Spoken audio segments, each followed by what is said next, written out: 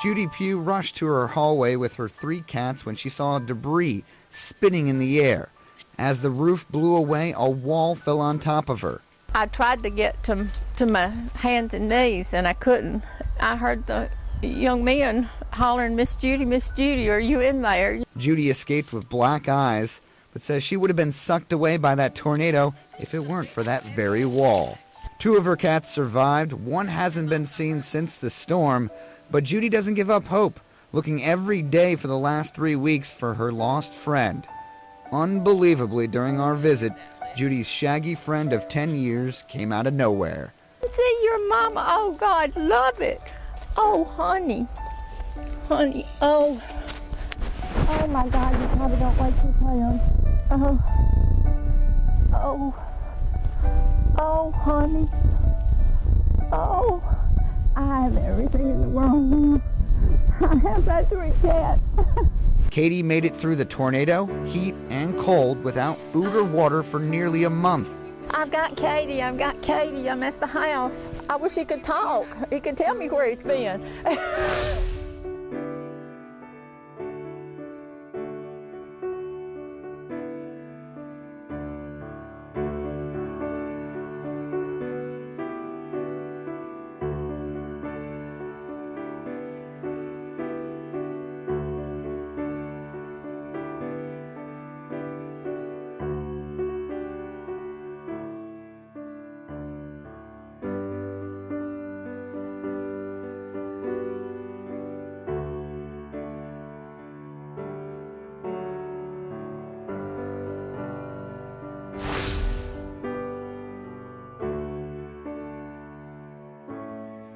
Maria.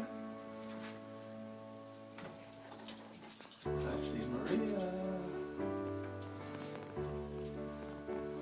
He's, oh, careful.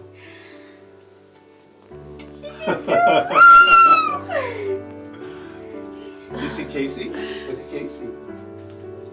Can you see me?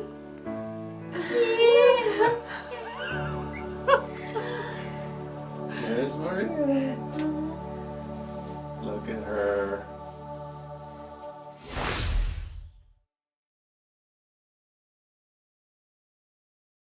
Welcome to the stage, contestant 245, Tiffany with 2 down hot.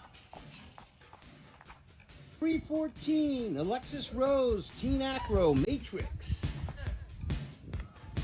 Number 299, Miranda with Senior Ballroom, Hip Hip Chin Chin. Please welcome Sasha Fierce with Copacabana. Contestant 389, Kaylee, Teen Tap, Let's Get Loud. Contestant 354, adjudicating for Miss Senior Star Quest, Angela Maria with Papa Can You Hear Me? Junior Hip Hop, Jessica with We Will Rock You.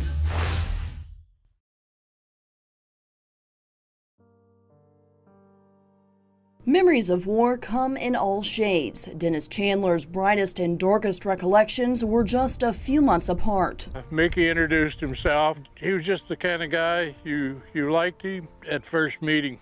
Chandler met Sergeant Michael Coombs while serving as a corpsman in Vietnam. The pair quickly learned when in combat, the guy beside you might be the difference between life and death. Mickey taught me how to operate everything that the Marines carried. They became brothers, one always looking out for the other. That bond only strengthened when Coombs saved Chandler's life when he almost died from hypothermia. Mickey and another Marine sandwiched my body between theirs until I could recover my thermostat. It was a powerful brotherhood, one that would be shattered by the cruelties of war. Mickey and I were safe in a foxhole, and they had the call up, and Mickey went. Next thing you know, I hear corpsman up. Well, I jump out and start heading in the direction. And when I got there, he was dead. There was just nothing I could do for him. He was shot in the back of the head. Coombs had been gunned down by a sniper. It's an image Chandler will never forget. It's like, you know, the guy saves your life, and I wasn't able to save his. For years, amnesia denied Chandler the opportunity to pay his respects to his fallen comrade.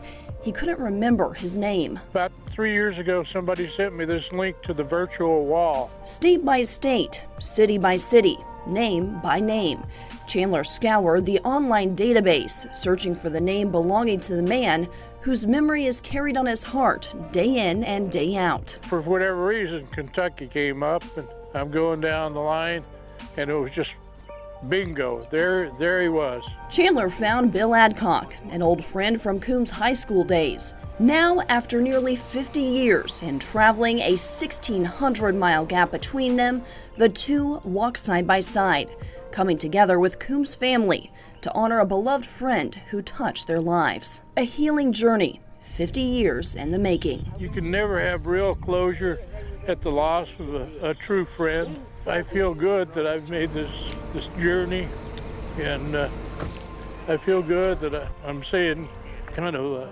final goodbye to a friend.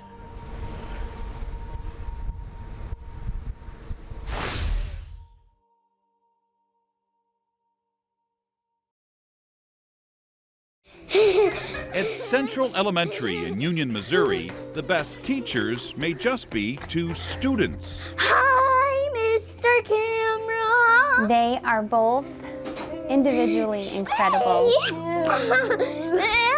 First graders Vincent Butterfield and Zach Gossage are very good friends and often very silly. Why does the chicken cross the playground? Why? To get to the other slide. But recently, there wasn't a lot to laugh about. It was terrifying. Last June, after feeling ill and tired for weeks, Zach was diagnosed with acute lymphoblastic leukemia, a fast-growing cancer of the white blood cells. As a parent, you want to make sure that nothing bad ever happens to your child, and when something does, you want to be able to fix it. And I couldn't. Still, while everybody around him took it hard, Zach took it in stride. Despite frequent trips to the hospital, he almost never missed a day of school. Because I get to play with Vincent outside at recess. As for Vincent, he started asking questions and learning about cancer. It's when your white blood cell and your red blood cell fight. Then he learned that Zach's treatments were expensive. We had been making these scarves just like this, and he just kind of said it would be cool if we could make a whole bunch of these and sell them. He sold more than 20, earning a couple of $100s. You raised $200? That's a lot of money. Mm-hmm. Yeah, and who did you give it to? Zach. I have a dream. So one day he showed up to Mrs. Kester's first grade class wearing a stocking cap. And he said, Mrs. Kester, I have a surprise for Zach. And I said, well, you do? And he said, yes, I do. And he pulls off his stocking cap, and here I see that he shaved his head. I cut it off. You cut off your hair? How come? To make Zach feel like he's not the only one without any hair. Come on in. Zach continues to get treatments and continues to come to school every day. He comes in and you say, how are you? And he says, fine. And Vincent? Well, he may be young, but he's teaching us the oldest lessons. What is friendship? What is friendship? A beautiful thing. Indeed it is. Hi, hi, hi. Clearly, wisdom doesn't always come with age. Okay, let's go.